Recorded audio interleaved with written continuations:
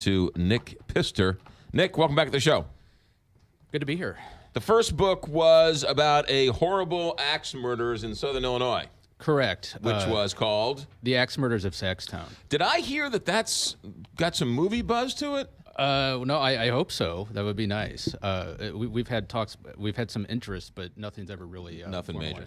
On and now you're back with number two. A number two book is called Shooting Lincoln, but that's an interesting title because it's not necessarily about the actual shooting of President Lincoln. Well, it kind of both is, but I follow two photographers who really, right now we're talking about the citizen journalists, and these guys were really the first guys who ever did something like that. They took their cameras and went out to the Civil War battlefields and were the first people to take pictures of war in the United States, and they were the first guys to bring back photos to show Americans what war actually looked like. Right. And by the time Abraham Lincoln was assassinated, they were locked in a real battle to be to take the famous photos of the events surrounding Lincoln's assassination and the hunt for his conspirators that had tried to kill him. Did they work for a newspaper, or did they work for TMZ at the time?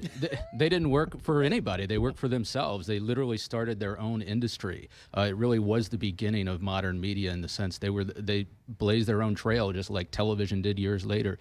They had these gigantic galleries where people would go to actually see their photos, and they were on the battlefields. They would follow the Union generals, and they would try to get the best pictures. They were celebrity based. Sometimes they would try to get photos of the famous generals, of General Sherman, of all the big people, because they would sell their photos to people, and they were like playing cards, and people loved to have them. Needless to say, they probably weren't the best of friends. They were not. So I have two rivals, and one was an understudy of the other. Matthew Brady was perhaps the most famous photographer of the 19th century, and he really revolutionized photography. And then his understudy broke away with him and started his own studio, and ended up in this rivalry during the Lincoln assassination. Really battled to get like the big photos of John Wilkes Booth and put them up. Their photos were used on the wanted posters all throughout America to try to find them. And it culminated with the beginnings of really the first live sequence photos with the hanging of the Lincoln conspirators. Where you could flip the pages and watch it in real time. If you look at it, you could almost see the bodies drop at that moment. And so that was really the first time you can almost see a live action event happen. Nick Pistor, the book is called Shooting Lincoln. For those who remember, you had a great segment on with Jim Bohannon a couple of weeks ago, and their fill-in guest or fill-in host. Who was that? Oh, that was me. Yeah, that was me. I forgot. So I asked you on the show. It was a great answer. I'm going to ask you again. How did you find out about this story? Well, I grew up in Illinois, and I'd always been interested in Lincoln. But when I had been working on the Axe Murders of Saxtown, photography was a big deal. And eventually I had seen something about an auction of the famous photo of the hanging of the Lincoln conspirators. Yeah. And I started looking up to see more about it, how it happened, because these photos are worth so much money now. They're being sold for hundreds of thousands of dollars, the originals. Right. So...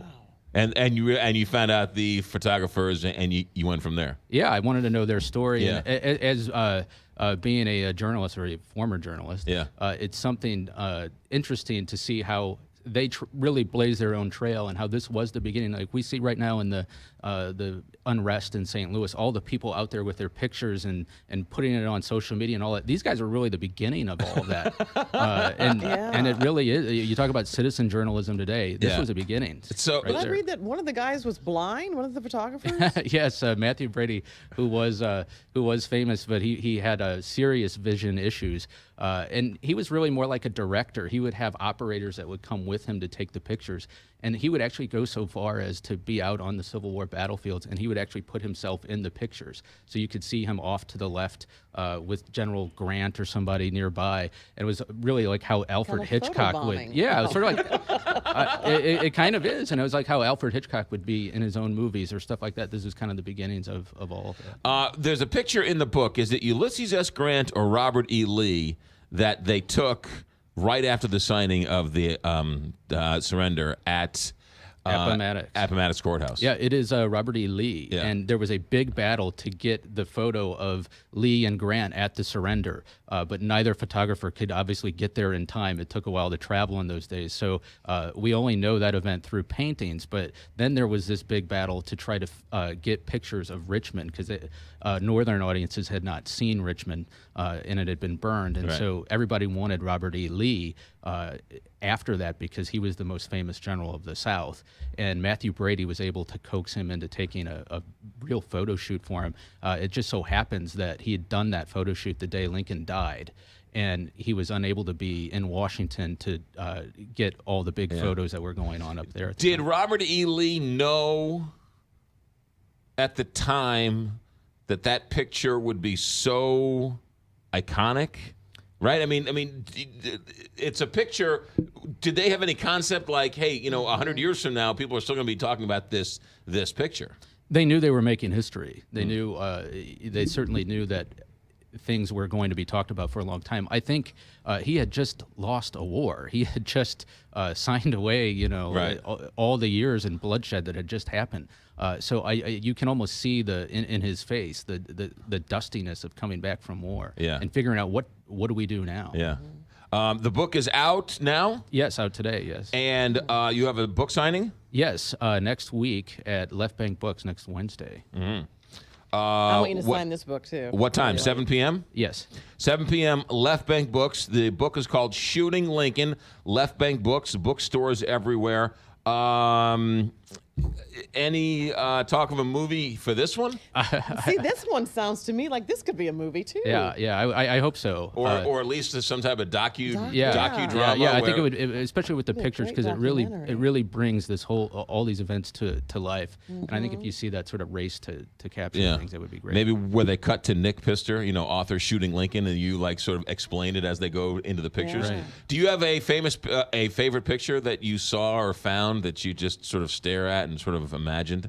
Well, it sounds kind of macabre, but I think it is the photo of the hanging of the conspirators. Yeah. There is one other photo of Abraham Lincoln that was taken 2 months before he died, and the photographer actually cracked the plate when he was making the photos. It's known as the last photo of Lincoln before he died, and the crack actually goes right through his skull in the same trajectory of the bullet that did months later. Really? My, that is And it's on the cover of the book. very eerie. Yeah, let me see that Oh, one. right here. That's the famous one. Yeah, wow. And were they there? Did they take post-mortem pictures of him too? They tried. There was a big battle to do that, and one of their rivals ended up getting a picture of Lincoln in his casket. And the the war secretary, made that photo be destroyed. Everyone thought. They ended up finding it years later, and it's now on display at the Abraham Lincoln Museum in Springfield. Has the Abraham Lincoln Presidential Museum reached out to you at all? Sure. Yeah. Yeah. Looking at doing an event there. Yeah, no, it's pretty interesting. All right, so it's next Wednesday at Left Bank Books in the Central West End. The book is called Shooting Lincoln. What's next for you? Still working on that. I think it's going to be something more current. More current, than 1865. I think. All right. Will you ever go back to writing for the newspapers? I don't think so. I kind of enjoy being away from that a little bit. Sometimes I miss it when you see all the big events going on. Right. But it's a different thing. Belleville West, did you go? Are you the pride of Belleville West? I am. Yes. Yeah, Absolutely. Belleville West. Yeah. Graduated what year? Oh God, 1999. 1999. The pride of Belleville West, Nick Pistor. Next Wednesday, Left Bank Books. The book is Shooting Lincoln. Always welcome here, buddy. Thanks for coming in. Thank you. 7